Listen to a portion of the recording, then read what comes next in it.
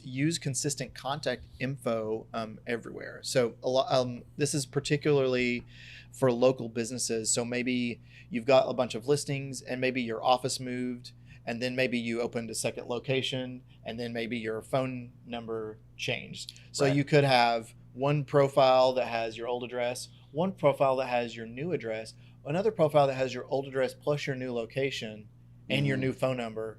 And then another, so you can see how this can all get messed up, or a URL if you change URL. So all this gets messed up. What Google likes to see, especially for local SEO, is it likes to see all of your listings that have consistent name of the business, URL, street address, phone number. That's probably most of it, right? Hours of operation. Yeah, everything that can be added. Anything that can be added across those, just make sure they are consistent. It's when you're sending mixed signals to Google, they're going to have less confidence. It's going to have less confidence in the validity and the authority of your business and your website. So there are tools like, Michael, what are some good tools to like manage that? So there are paid tools out there that you can do this with. Yeah, we use a lot of tools here for people who are using our SEO programs. We'll actually syndicate data to the three big data warehouses that everybody pulls from. And so, there are a lot of good tools. There are more now than ever.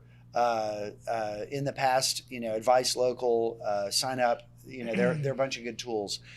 One of the things that I recommend is go out and do a search on your phone number.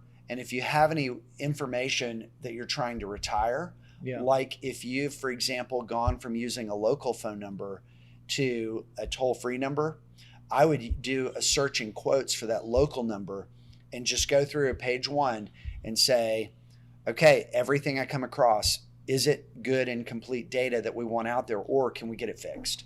Right. And sometimes there are zombie websites that have a lot of information about you that's not maintained. Like a lot of these business intelligence websites, they're guessing at half of the data. Like I've seen like our annual revenue on business websites for years that had no idea what our annual revenue was, or who the officers in the company are. They've always got like bad information. So just using any kind of outdated data you have, like an old URL that you've replaced or an old phone number, and just kind of hunt and destroy from the top down on that stuff. And that's a good way to troubleshoot. Yeah, awesome. Good.